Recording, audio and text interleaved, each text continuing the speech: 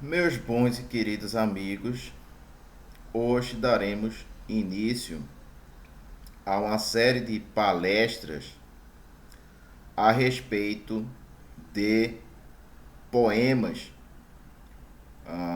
muito importantes, muito significativos, de poetas brasileiros e portugueses, sobretudo, certo? Poemas que me ensinaram muita coisa a respeito da existência humana. Então, o título desta série de palestras é A Poesia e a Condição Humana. A poesia e a condição humana. Então, assim, vocês sabem que eu estou dando aulas particulares online, não é? E também traduzindo alguns livros. Só que, ah, digamos que a minha condição financeira não é nada favorável, né? Para usar um eufemismo, a minha condição financeira não é nada favorável. De maneira que quem puder dar uma contribuição financeira para que este projeto de palestras, de várias palestras que eu vou ministrar, seja realizado, quem puder dar esta contribuição financeira, eu ficarei imensamente grato e feliz. Quem não puder também, não tem problema algum, porque as aulas ficarão disponíveis no YouTube de forma gratuita. Seja como for, eu vou deixar os meus dados bancários e o meu Pix, tá certo? Na descrição do vídeo da aula. Bem, então o objetivo desta série é falar a respeito do que a grande poesia me ensinou. Daí o título ser A Poesia e a Condição Humana. Não é o título desta série de palestra. Que grandes ensinamentos os poemas exemplares, os poemas grandiosos, trouxeram à minha vida. De maneira que em cada episódio, em cada programa, eu farei um comentário aprofundado sobre um poema importante, um poema emblemático, certo? De um poeta já consagrado, como por exemplo Manuel Bandeira, como por exemplo Carlos Drummond de Andrade, como por exemplo Fernando Pessoa, como por exemplo Baudelaire e outros, tá? Então poetas canônicos, poetas de indiscutível importância. E tentarei escolher os poemas presentes na obra destes poetas que mais me marcaram e mais me ensinaram, tá certo? Que ampliaram os meus horizontes, que ampliaram a minha visão de mundo, certo? Porque a poesia não é apenas literatura. A poesia também é uma maneira de compreender a existência.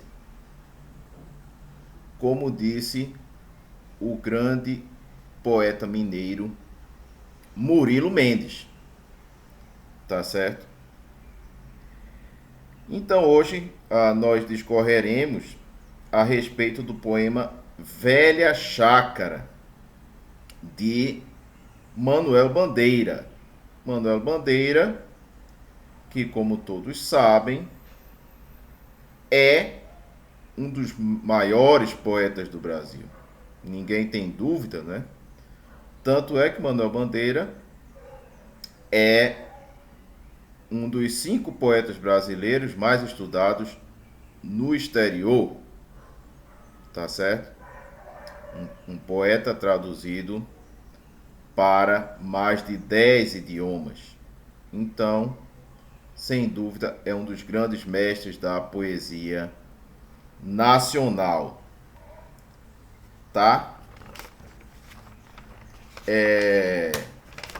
O poema Velha Chácara, ele foi escrito no ano de 1944. Pertence ao livro Lira dos 50 Anos. Ele é um poema escrito em versos de 7 sílabas poéticas, os chamados versos redondilhos maiores ou redondilhas maiores, tanto faz. Você pode chamar das duas maneiras. Ironicamente, os parnasianos diziam que esses versos de 5 e de 7 sílabas eram arte menor. A arte maior seriam os decassílabos e os dodecassílabos, os alexandrinos. Mas a gente sabe que isso é uma bobagem, tá? Porque existem poemas magníficos, poemas brilhantes, escritos com versos de 5 e 7 sílabas. Por exemplo, as redondilhas de Babel e de Sião, de Camões, né? Sob os rios que vão por Babilônia me achei. As redondilhas de Babel e de Sião de Camões, sem dúvida alguma, certo? São um dos melhores poemas da língua portuguesa. Um dos 3 melhores poemas da língua portuguesa, ao lado de Tabacaria, de Fernando Pessoa, e de algum outro, talvez A Máquina do Mundo, de Drummond, certo? Mas não há dúvida de que as redondilhas de Babel e de Sião, dentro da poesia lírica, tá certo? São um dos melhores poemas da língua portuguesa e são escritos com versos de 7 sílabas. Então, essa história de dizer que os versos curtos de 5 e 7 sílabas poéticas são arte menor não faz o menor sentido. Só faz sentido dentro da cabeça estreita de alguns poetas parnasianos, né? Otto Maria Carpon, inclusive, ele fala uma coisa curiosa. Ele diz assim: no mundo inteiro, nos principais países do mundo,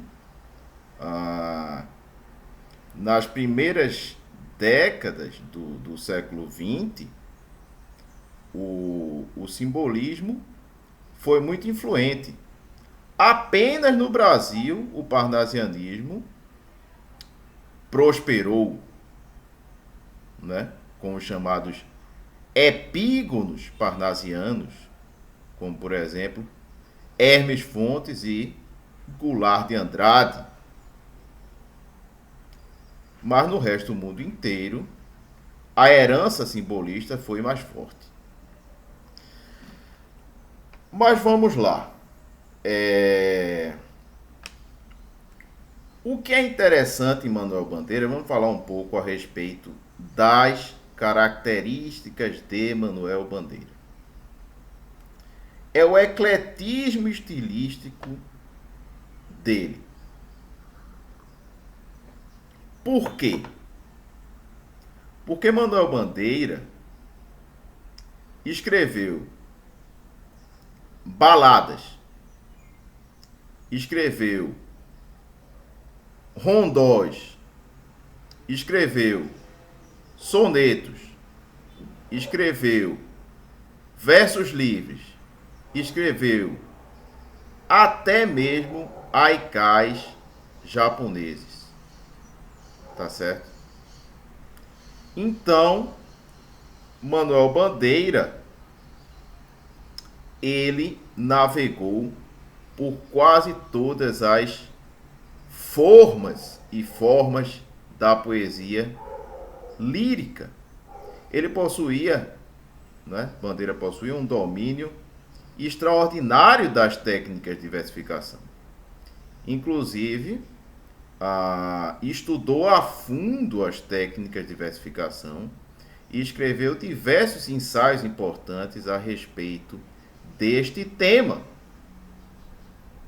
A minha dissertação de mestrado é sobre Manuel Bandeira, é sobre a obra ensaística de Manuel Bandeira e também sobre a obra poética de Manuel Bandeira.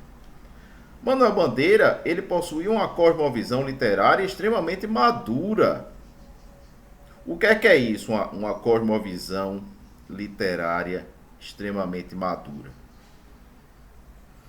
Ele dava enorme importância à poesia do passado, tá certo?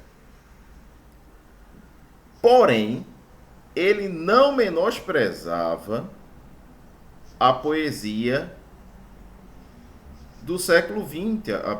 Ele não menosprezava os poetas que eram contemporâneos a ele. De maneira que Manuel Bandeira escreveu sonetos brilhantes, brilhantíssimos, como o soneto inglês número 2, que é um dos melhores sonetos da língua portuguesa: aceitar o castigo imerecido, não por fraqueza, mas por altivez, e no tormento mais fundo em teu gemido, trocar num grito de ódio a quem o fez. Né? A primeira estrofe deste soneto brilhante de Manuel Bandeira. Porém, Manuel Bandeira também continuou escrevendo versos livres ao longo de toda a sua carreira literária.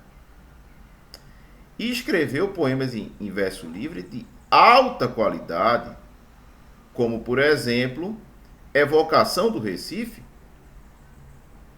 né? Que foi uma sugestão do grande Gilberto Freire. O poema Ó Vale,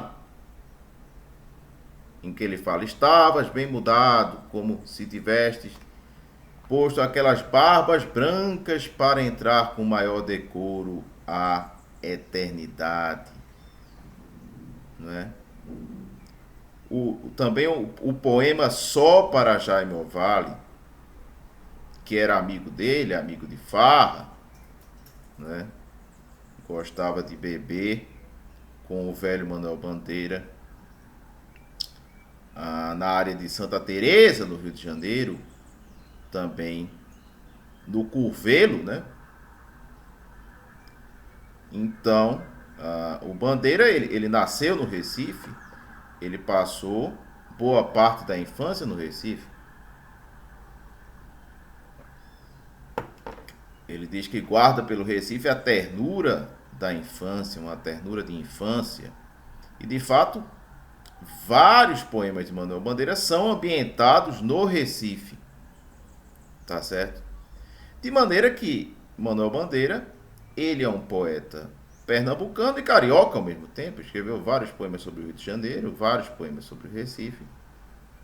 Ele é um desses casos de poetas que pertencem a duas cidades diferentes, né? Ele é recifense E ele é carioca, ao mesmo tempo, que não tem problema algum, né? Não importa em que lugar o sujeito nasceu. O que importa é se o cara, se o escritor, ele tem qualidade ou não, né? E Manuel Bandeira tem uma qualidade enorme, reconhecida inclusive por Otto Maria Carpo, que era um gênio eruditíssimo. Bandeira foi muito reconhecido também por Carlos Drummond de Andrade. Carlos Drummond de Andrade achava Manuel Bandeira o melhor poeta brasileiro de todos os tempos, né? Então não existe dúvida quanto à qualidade de Manuel Bandeira. Leiam também a obra em prosa de Bandeira, que é interessantíssima. Tá bom? Mas vamos lá. Então, Bandeira possui essa cosmovisão literária madura. Ele admirava a tradição, por exemplo, ele gostava muito de Gonçalves Dias, escreveu inclusive um estudo extenso sobre Gonçalves Dias, tá? Gostava muito também de Gil Vicente, disse que gostaria de escrever a maneira de Gil Vicente, mas também ele gostava muito dos poetas contemporâneos a ele, como o próprio Drummond, tá? Ele gostava muito da poesia em verso livre. Vocês sabem que, inclusive, um dos melhores poemas da língua portuguesa foi escrito em versos livres, né? Tabacaria, de Fernando Pessoa, o heterônimo Álvaro de Campos, no caso, né? Escreveu a Tabacaria, um poema em versos livres. Então, as pessoas precisam estudar mais, precisam estudar as coisas a fundo, né? Elas precisam ser mais aristotélicas, elas precisam buscar mais o meio termo. E Manuel Bandeira soube buscar esse meio termo. Ele continuou escrevendo sonetos e baladas e rondós, as formas fixas, durante a vida inteira, porém também escreveu versos livres durante a vida inteira, tá? Assim como o melhor poeta da Argentina de todos os tempos, Jorge Luis Borges, né? Tem um amigo que não gosta que eu fale assim. Ele prefere que eu fale Jorge Luis Borges, tanto faz. Mas o Borges, ele escreveu dezenas e dezenas de sonetos e escreveu versos livres maravilhosos, tá? O poema, por exemplo, Elogio da Sombra, que está no livro que possui o mesmo nome, Elogio da Sombra, é um poema em versos livres maravilhoso. Então as pessoas precisam estudar mais, né? O problema não é se o verso é livre ou se o verso é tradicional, rimado e metrificado. O problema é se ele tem qualidade ou não. Por exemplo, um poeta como Gonçalves Crespo. Na obra de Gonçalves Crespo você encontra 4 ou 5 bons sonetos. O resto dos sonetos são uma porcaria, são um lixo, O próprio Augusto dos Anjos falava isso, né? Porém, ele só escreveu poemas metrificados. O Otto Whitman escreveu poemas em versos livres geniais e é considerado um dos melhores poetas dos Estados Unidos. Muitos consideram o Otto Whitman, inclusive, o melhor poeta dos Estados Unidos. Então, vamos acabar com essa frescura, né? Vamos estudar as coisas com seriedade e com profundidade antes de opinar, tá? Manuel Bandeira possuía um incrível domínio das técnicas de versificação. Ele possuía um ouvido muito apurado, né? Ele, inclusive, sabe usar as rimas de uma maneira muito sutil. Ele vai dizer que a rima que funciona, que agrada o ouvido do leitor, é a rima surpreendente, não necessariamente a rima preciosa ou rara, porque a rima preciosa ou rara, muito usada pelos parnasianos, muitas vezes ela é forçada, muitas vezes é uma forçação de barra, como por exemplo acontece no nosso Alberto Oliveira, rima vendo-a com amêndoa. É uma forçação de barra. Agora, uma rima mais simples, como primavera e quimera, como nós encontramos em Manuel Bandeira, já é uma rima surpreendente, né? Porque a primavera é a estação das flores e a quimera é um monstro mitológico meio sombrio, tá? Mas o Bandeira ele explica detalhadamente todas essas coisas na sua obra em prosa, na sua obra ensaística de crítica literária, tá certo? Os poemas de Manuel Bandeira, além do mais, eles possuem uma musicalidade muito refinada e uma fluidez rítmica impressionante, tá certo? Eu me lembro, por exemplo, de um verso, de um soneto, em que ele fala: bandeiras tatalavam no alto mastro do meu desejo, né?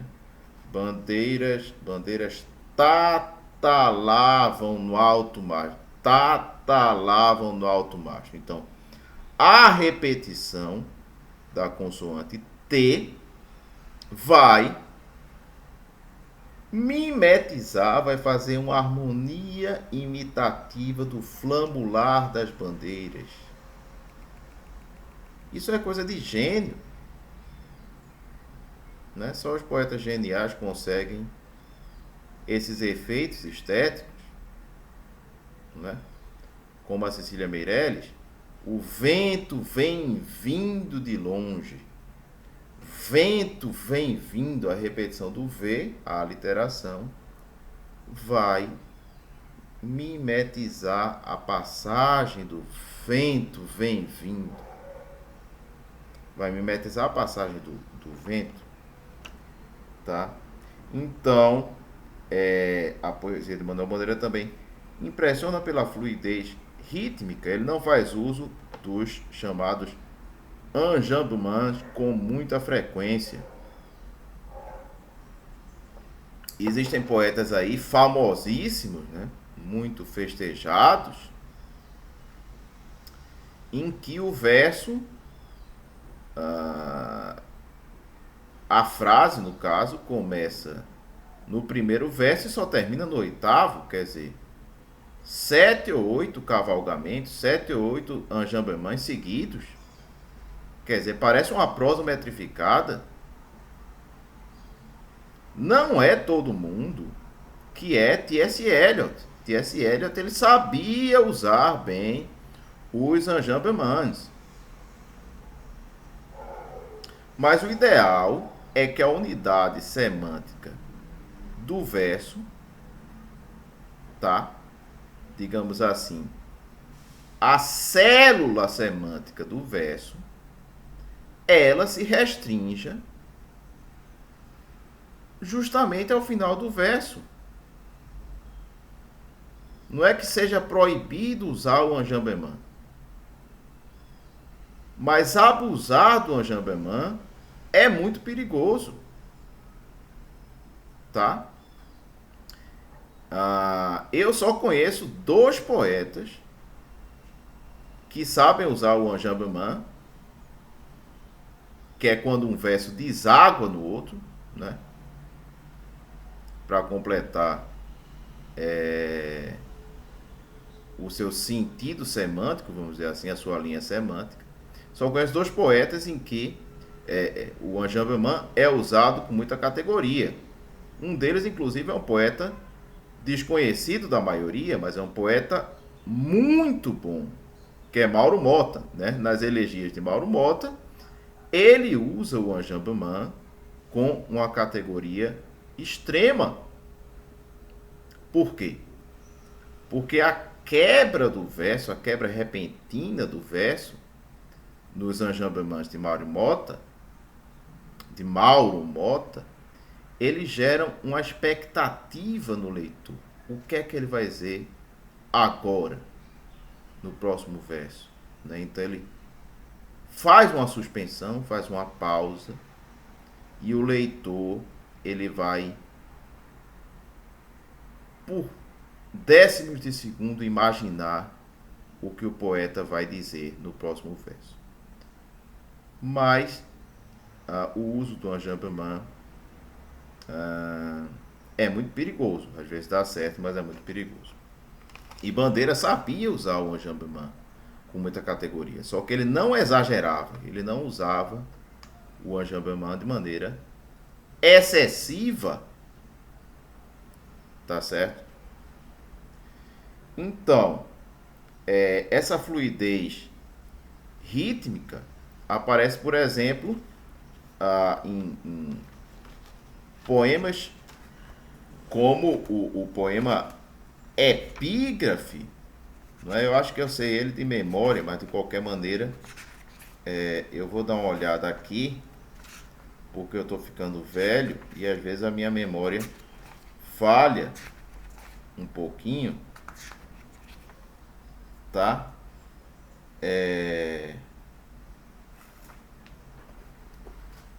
Vejam a fluidez rítmica deste poema, que é o segundo poema do livro A Cinza das Horas, né? O primeiro livro de Manuel Bandeira. Desencanto. Eu faço versos como quem chora, de desalento, de desencanto. Fecha o meu livro se por agora não tens motivo nenhum de pranto. Meu verso é sangue, volúpia ardente, tristeza esparsa, remorso vão. Dói-me nas veias, amargo e quente, cai gota a gota do coração. E nestes versos de angústia rouca, assim dos lábios a vida corre, deixando um acre sabor na boca. Eu faço versos como quem morre. Como é que a gente observa a fluência rítmica de um poema? É quando a gente consegue recitá-lo de maneira rápida, sem tropeços. São poemas em que a língua não tropeça. Por exemplo, 7 anos de pastor, Jacó servia Labão, pai de Raquel, serrana e bela, mas não servia ao pai, servia a ela, e a ela, né? Só por prêmio pretendia. 7 anos de pastor, Jacó servia Labão, pai de Raquel, serrana e bela, mas não servia ao pai, servia a ela, e a ela só por prêmio pretendia. Então, observem como a recitação é rápida. A língua ela não tropeça. Deixa eu ver onde está meu isqueiro aqui para acender o meu cigarro, tá?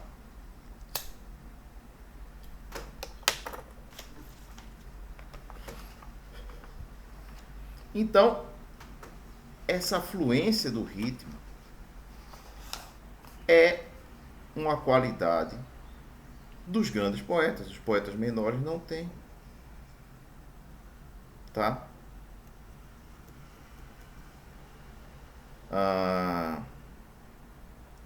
Por exemplo,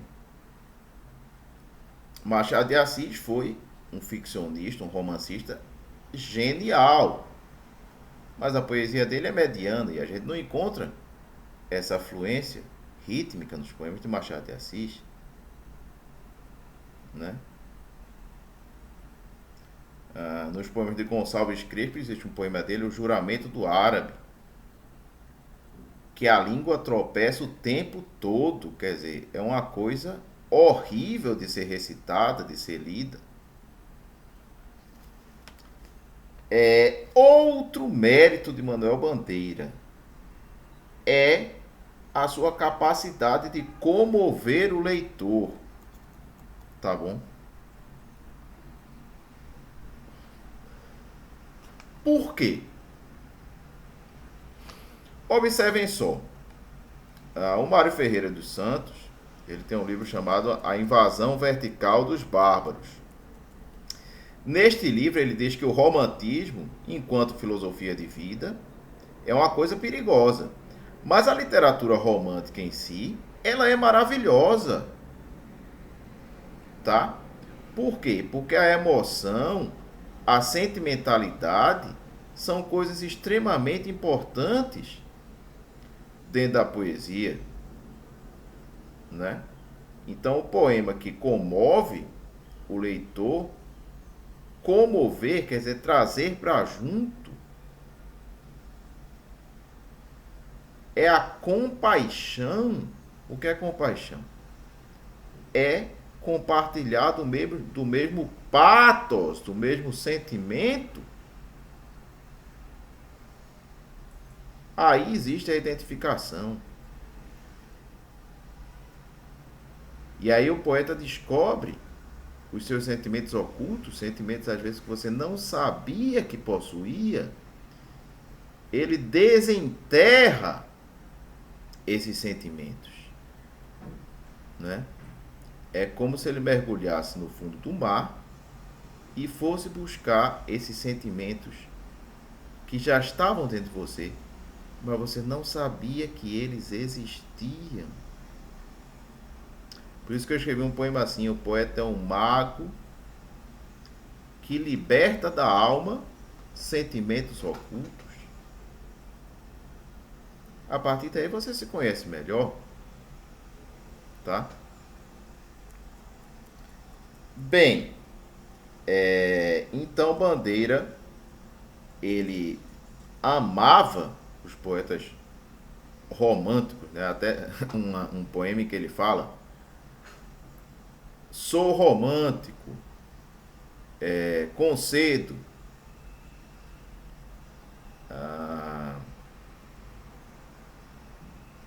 sou romântico, concedo, não escondo em nada o lirismo que Deus me deu. Decorei Amor e Medo, meus 8 anos, no lar, viva José Casimiro de Abreu, né? É muito interessante isso, né? Por quê? Porque, por exemplo, Casimiro de Abreu, ele é um bom poeta. Ele não é um poeta brilhante, está bem distante de ser um poeta brilhante, mas ele é um bom poeta. É um poeta que escreve de maneira simples. Mas não é um poeta simplório, que escreve de maneira simplória. Ele escreve de maneira simples. E existe uma sinceridade muito autêntica na poesia de Casimiro de Abreu, né? É uma poesia feita a partir das próprias vivências dele, né? Um poema, por exemplo, chamado Deus, né? Quando ele fala, eu me lembro, era pequeno, aquele poema famosíssimo, é uma das obras-primas da poesia lírica brasileira, né? Meus 8 anos também é. Então, há um capítulo da minha dissertação de mestrado em que eu falo da influência de Casimiro de Abreu sobre Manuel Bandeira. Então, assim, não existe dúvida de que, por exemplo, Dante é um poeta infinitamente maior que Casimiro de Abreu. Porém, Manuel Bandeira aprendeu mais lendo Casimiro de Abreu do que lendo Dante. Ou seja, a leitura dos clássicos ela é mais do que importante. Ela é essencial, tá certo? A leitura dos clássicos é essencial. Só que não pode haver um fetichismo pelos clássicos, tá? O próprio Bandeira diz que aprendeu muito lendo poetas menores.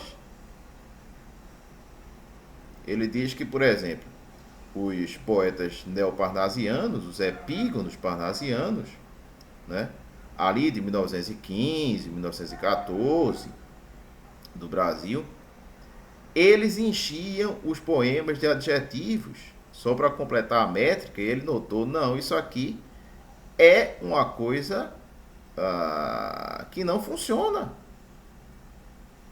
É uma falha estética. Ele percebeu lendo poetas menores. Karpov diz que Dostoiévski, o gigantesco Dostoiévski, aprendeu a técnica de dilatar o enredo em milhares de páginas, lendo Eugène Sue, que é um romancista francês de segunda categoria. Mas esse pessoal quer saber mais do que Karpov. Esse pessoal quer saber mais do que Dostoiévski. Esse pessoal quer saber mais do que Manuel Bandeira. E aí fica difícil. Aí fica muito difícil. Tá? As coisas não são simples. As coisas, para você ter um conhecimento aprofundado da literatura, é preciso você estudar muito. Porque senão você vai ter uma visão estereotipada das coisas. Você vai pensar que, por exemplo, toda poesia que é metrificada tem qualidade. Quando a gente sabe que isto não é verdadeiro. Certo? Alberto Oliveira mesmo diz que na época dele, todo jovem de classe média escrevia sonetos. Era a moda que as moças tocassem pianos e que todos os jovens escrevessem sonetos. Então, é evidente que nem todo soneto é bom. É como diz Cabreiro Infante, o escritor cubano, né? Existem poemas que são como bolinhas de árvores de Natal, que são brilhantes por fora, mas vazios por dentro, né? Então é preciso tomar cuidado com essas coisas. E só o estudo mais aprofundado da literatura vai fazer com que o estudante, o leitor, perceba essas coisas. Só que para se estudar literatura, é necessário amar a literatura. E para que a gente consiga amar a literatura, é preciso saber com segurança por que a literatura é importante. É por isso que há um curso meu na plataforma Hotmart chamado Os Segredos da Poesia Lírica. Qual é o tema fundamental deste curso? Eu mostro qual é a importância da poesia para a vida humana. Foi um curso até muito vendido. Eu consegui vender esse curso a 110 alunos. Mas isso durou um ano, mais ou menos. Depois o pessoal parou de comprar, né? Então, no Brasil, o pessoal sempre vai preferir ouvir uma música de Wesley Safadão a ler um poema de Manuel Bandeira ou de Fernando Pessoa ou de Jorge de Lima, tá? É a cultura de massa que dominou tudo. A cultura de massa dominou tudo. Quer dizer, eu não sou completamente contra a cultura de massa, tá? Porque o entretenimento ele deve existir também, mas a cultura de massa ela não deve dominar tudo. E como disse o grande Ariano Suassuna, uma coisa é a cultura de massa e a outra coisa é a cultura popular rica e autêntica. Por exemplo, Luiz Gonzaga é cultura popular rica e autêntica, certo? O pintor J. Borges é cultura popular rica e autêntica, né? Cartola,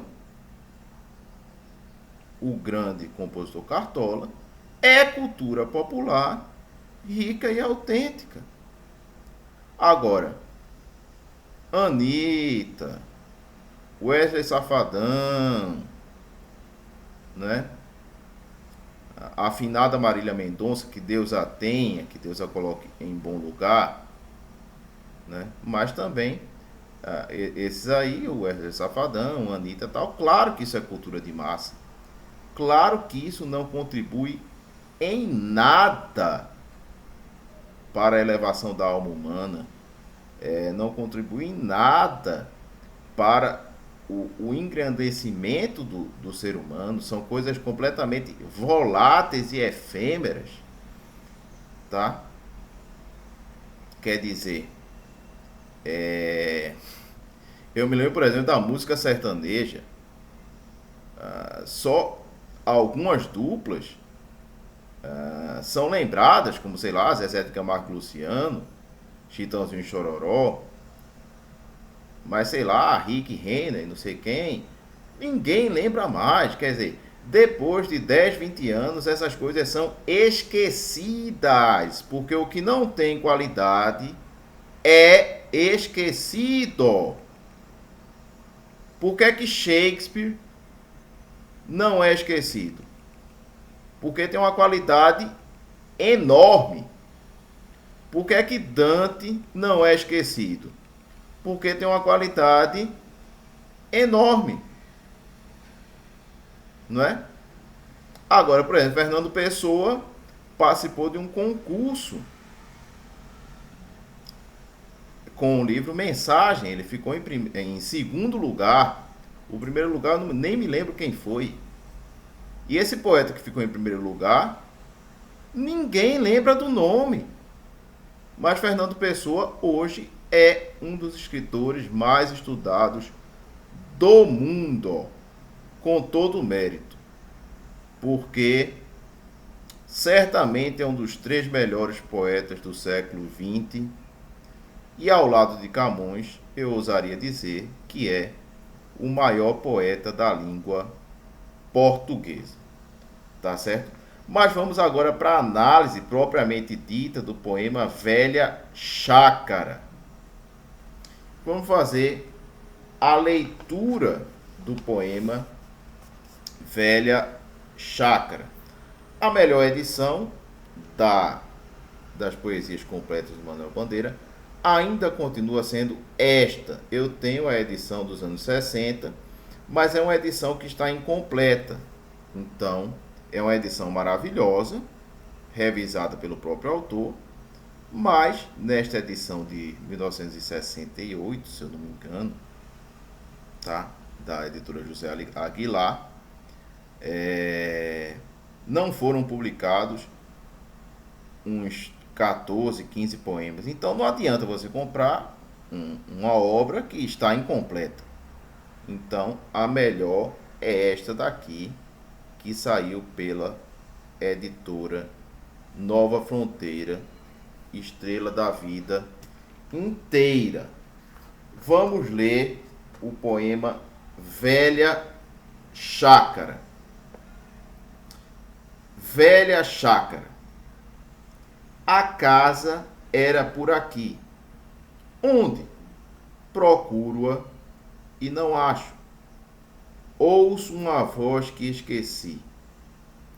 É a voz deste mesmo riacho. Ah, quanto tempo passou! Foram mais de 50 anos. Tantos que a morte levou, e a vida nos desenganos. A usura fez tábua rasa da velha chácara triste. Não existe mais a casa, mas o menino ainda existe. Tá? Então, observem aqui.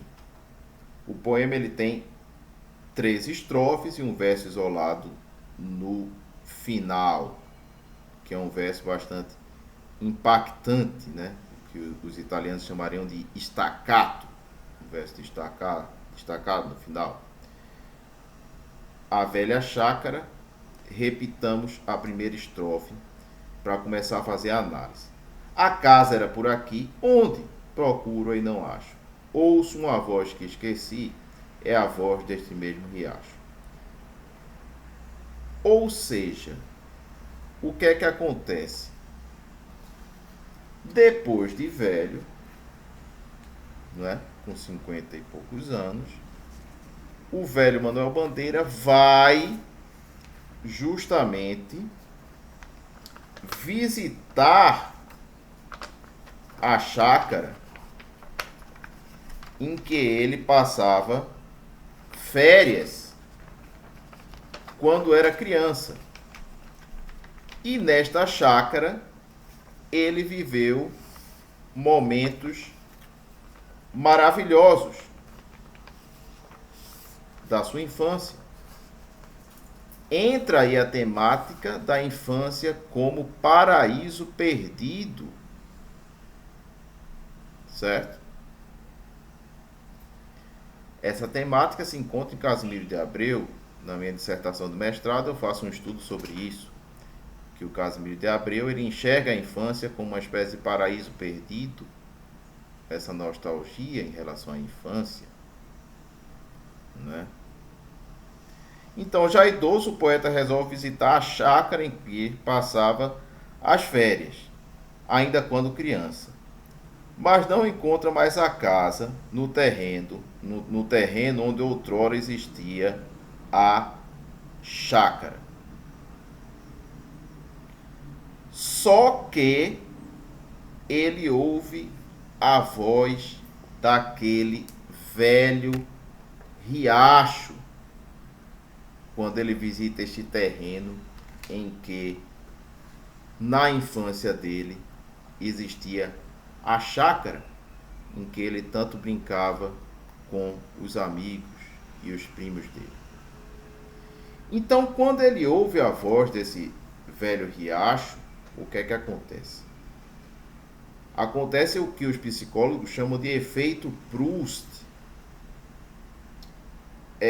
No livro Em Busca do Tempo Perdido, o gosto do biscoito Madeleine, misturado ao chá, faz com que a personagem de Em Busca do Tempo Perdido, no caso, a personagem de No Caminho de Swan,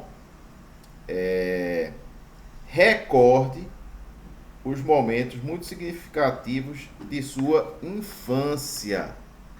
Ou seja, o que seria esse efeito Proust? Através do sabor de algo ou do perfume de algo, toda uma parte significativa do passado volta à nossa memória, retorna à sua memória, né? É o que os psicólogos chamam de efeito Proust. Por quê? Porque foi Proust quem descobriu isto. É o famoso tempo redescoberto. Tá? Essa expressão, inclusive, o tempo redescoberto, é usada pelo próprio Marcel Proust, que foi um dos maiores escritores da França de todos os tempos, né? E um dos melhores romancistas do século XX. Então, nós temos a temática do Paraíso Perdido, que liga a Bandeira a Casimiro de Abreu, como o próprio Bandeira confessa.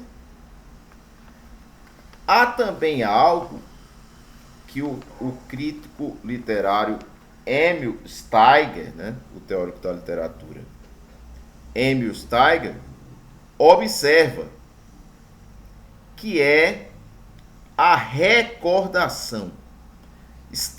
Emil Steiger, tem um livro chamado Conceitos Fundamentais da Poética. Neste livro, Emil Steiger vai dizer o seguinte, que a essência da poesia lírica é a recordação. Uma coisa é recordação, outra coisa bem diferente é relembrar.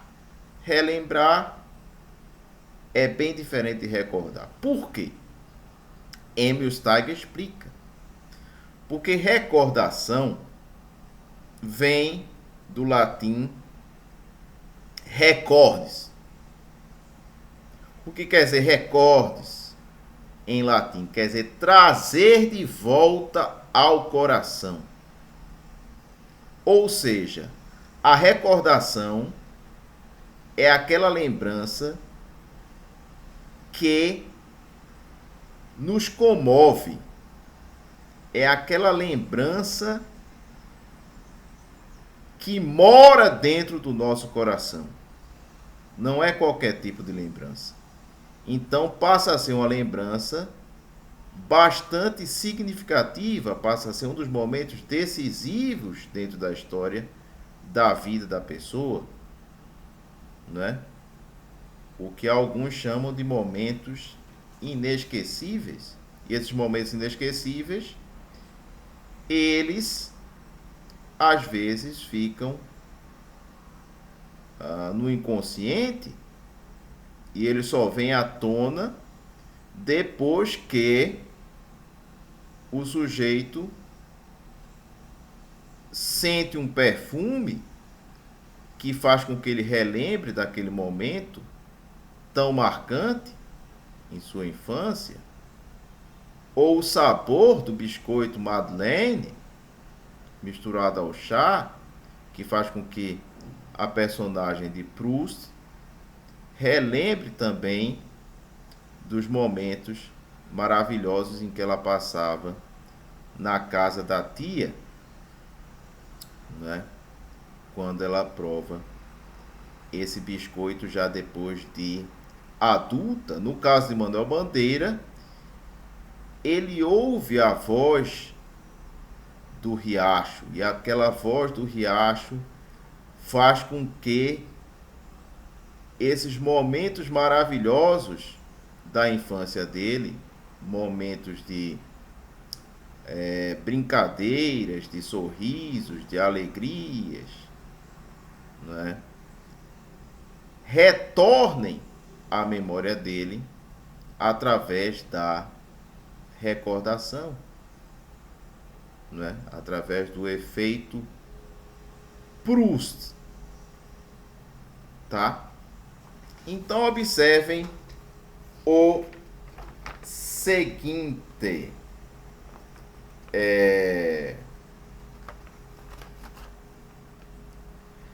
a recordação, ela está diretamente ligada ao que Gaston Bachelard, chamava de temporalidade vertical. O que é a temporalidade vertical? É quando o instante ganha uma densidade enorme, uma densidade quase metafísica. Bachelard ele vai opor a temporalidade vertical,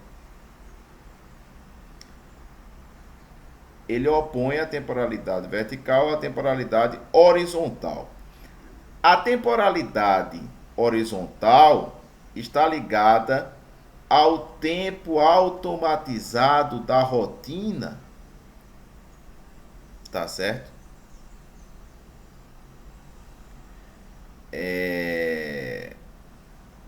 Por exemplo, existe uma expressão chamada piloto automático, né? Quem dirige sabe disso, que às vezes você dirige no piloto automático, você não percebe que está passando a marcha, mas você está passando a marcha. Então, na maioria dos momentos de nossa vida, nós vivemos nessa espécie de piloto automático.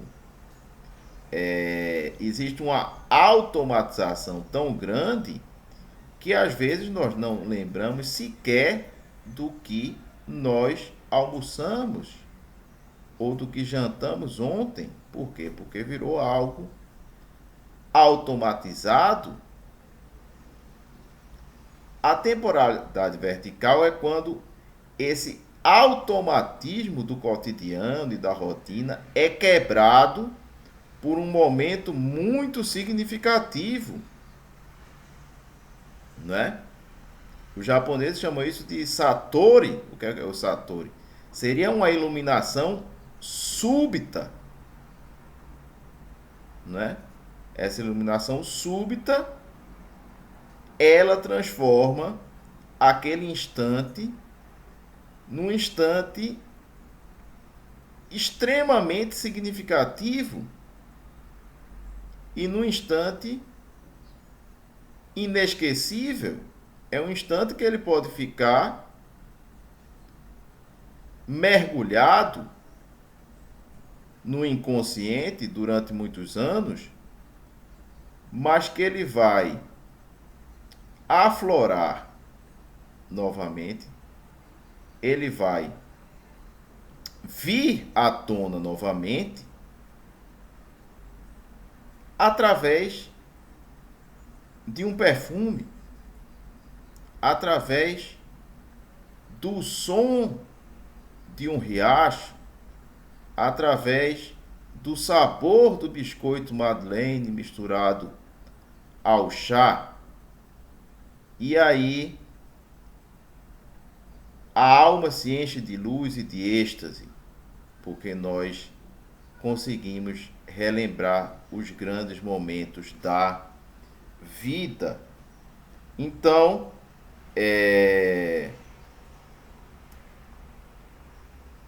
essa temporalidade vertical é justamente esse instante pleno de densidade, uma densidade quase metafísica, o seu instante de significação extrema para a vida humana. A outra coisa importante dentro deste poema, Velha Chácara, é que ele vai falar nos dois últimos versos: não existe mais a casa, mas o menino ainda existe. Ou seja, a criança interna, apesar do poeta estar velho, não é para usar um termo técnico do eu lírico, né? Mas nos poemas de Manuel Bandeira, essa teoria do eu lírico não funciona muito, porque Manuel Bandeira ele é um poeta extremamente autobiográfico, ele próprio confessa isso, né? Então, mas o fato é que ele diz que não existe mais a casa. A usura fez tábua rasa da velha chácara triste. Não existe mais a casa, mas o menino ainda existe, ou seja, ele ainda conserva em si a criança interior. Há uma passagem em Jesus Cristo, né? Uma passagem de Jesus Cristo nos evangelhos, em que ele diz: se queres entrar no reino de céu, se queres entrar no reino dos céus, que sejas como as criancinhas. Ou seja, não deixemos que essa nossa inocência, que essa criança interior que existe dentro de nós morra, tá certo? Porque é esta criança interior que vai conservar a nossa pureza. É essa criança interior que existe dentro de nós que vai conservar algo de inocência, certo? Algo de ingenuidade, algo de pureza mesmo, seria a palavra. Como diz o próprio Manuel Bandeira, no poema Antônio Nobre, né?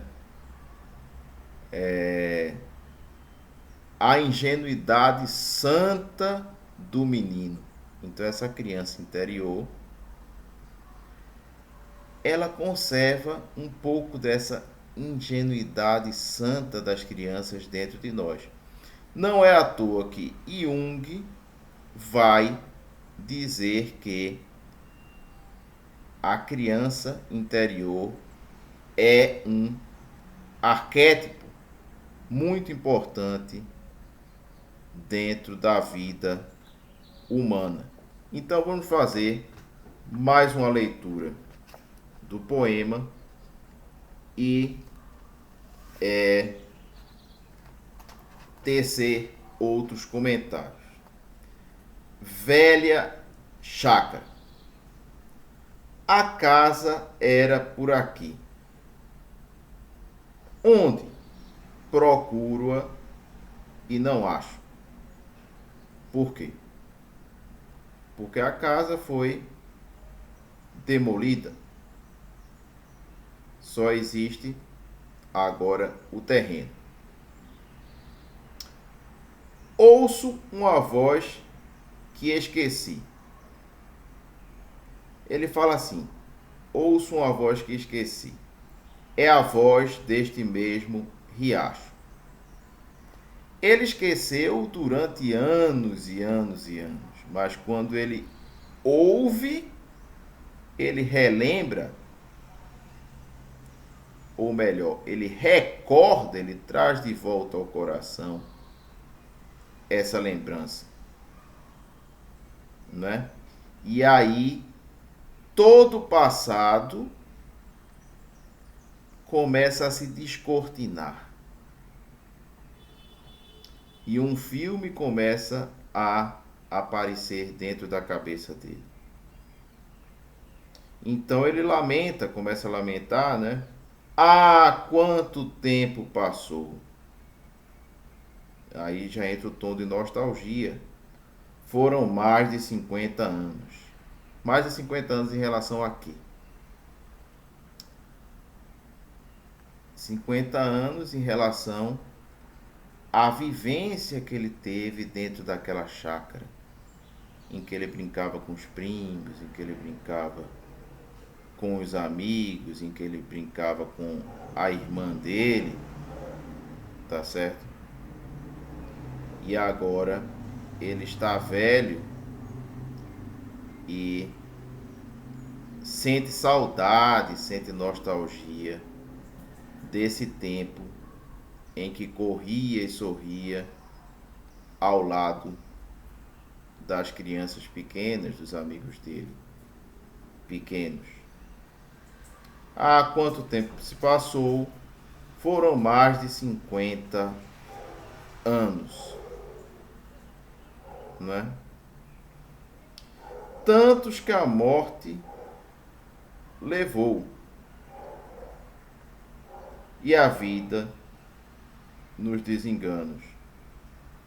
Ou seja, ele fala que nesses 50 anos que se passaram desde que ele não visitou mais a chácara, né, em que a chácara foi vendida e depois a casa da chácara destruída, a morte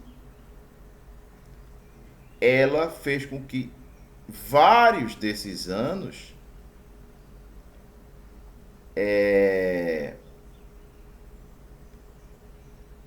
fossem marcados por grandes perdas na vida dele, como a morte do pai, da mãe e da irmã. Quer dizer, ele fala, não é só o tempo, não é só o tempo decorrido, não é só a passagem do tempo que faz com que as pessoas morram, mas a morte dos entes queridos faz com que nós morramos um pouco, né? Como diz Cecília Meirelles, quando um amigo nosso é morto, todos nós morremos um pouco. Então, há quanto tempo passou? Foram mais de 50 anos, tantos que a morte levou. Levou como? Através da morte dos entes queridos dele, sobretudo do pai, da mãe, da irmã e do avô. E a vida nos desenganos. Então é como se muitos desses anos não tivessem valido a pena, muitos desses 50 anos, não é? Não tivessem valido a pena porque foram manchados, porque foram estragados pela morte dos entes queridos. Mas a vida também levou nos desenganos, nas tristezas, através das tristezas. Que tristezas são essas? Por exemplo, Manuel Bandeira ele contraiu tuberculose aos 17 anos de idade, ele passou a vida inteira doente, ele viveu até muito, se eu não me engano, viveu até 82 anos, sempre com tuberculose, não é? Então, a vida dele foi uma vida muito dura. Ele também nunca conseguiu ter uma vida financeira boa. Apesar de ser um poeta aclamado e famoso, a vida financeira de Manuel Bandeira nunca foi fácil. E Manuel Bandeira, por conta da tuberculose, nunca conseguiu também ter uma esposa, né? Por motivos óbvios, porque ele tinha medo de contaminar as mulheres com a doença, certo? Então, foi uma vida muito solitária, e uma vida cheia de restrições, porque naquela época a tuberculose era uma doença gravíssima. A tuberculose era pior do que a AIDS é hoje. Manuel Bandeira ter vivido mais de 80 anos foi um verdadeiro milagre, porque na época dele, mais de 90% das pessoas que contraíam tuberculose morriam, mas ele conseguiu viver muito e deixou uma obra brilhante e monumental, não é verdade? Agora, uma vida cheia de restrições. Ele gostava de beber, sim, gostava, mas ele não podia beber muito, porque era doente. tá? Ele gostava de fumar. Sim, ele fumava, gostava de fumar, mas também ele tinha que fumar com muita moderação, porque tinha tuberculose. Ele gostava muito de viajar e de caminhar, mas ele não podia viajar muito nem caminhar, porque sempre foi um homem doente, né? Sempre foi um homem com a doença grave. Tanto é que ele escreveu o poema Pneumotórax, né? Febre, hemoptise, dispneia, suores noturnos, tosse, tosse, tosse. A vida inteira que poderia ter sido e que não foi. Talvez este seja o verso mais triste da língua portuguesa, né? A vida inteira que poderia ter sido e que não foi. Então, Manuel Bandeira foi um poeta gigantesco, mas ele cometeu o pior de todos os pecados, né? Porque segundo Borges, né? Jorge Luiz Borges diz o seguinte num soneto: cometi o maior pecado que um homem pode cometer. Não fui feliz. E Manuel Bandeira não foi um homem feliz. Isto fica notório quando a gente lê a poesia dele, que é uma poesia marcada pela melancolia e pela dor de viver, né? Há até um poema que ele organizou muito significativo a respeito da vida dele. Se chama Antologia. Ele fez uma compilação de vários versos significativos de poemas que ele escreveu e montou um poema chamado Antologia. E este poema é um poema extremamente melancólico, né? É belíssimo, mas é muito melancólico, é um poema da desilusão. Vamos à leitura do poema Antologia. Ele já começa assim: a vida não vale a pena e a dor de ser vivida. Os corpos se entendem, mas as almas não. A única coisa a fazer é tocar um tango argentino. Vou-me embora para Paz Árcada. Aqui eu não sou feliz. Quero esquecer tudo. A dor de ser homem. Este anseio infinito e vão de possuir o que me possui. Quero descansar, humildemente pensando na vida e nas mulheres que amei. Na vida inteira que podia ter sido e que não foi. Quero descansar, morrer, morrer de corpo e alma, completamente. Todas as manhãs o aeroporto em frente me dá lições de partir. Quando a indesejada da gente chegar, encontrará lavrado o campo, a casa limpa, a mesa posta, com cada coisa em seu lugar. Então dá para notar que a vida de Manuel Bandeira foi uma vida de muito sofrimento. Só que Bandeira, ele possuía duas coisas que lhe davam muito alento. Ele possuía muitos amigos, tá certo? Ele era muito querido. E ele possuía muito senso de humor.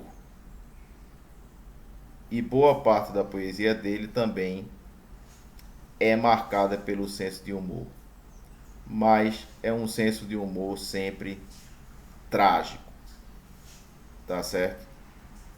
Então, eu espero que vocês tenham gostado desta primeira aula da série, né?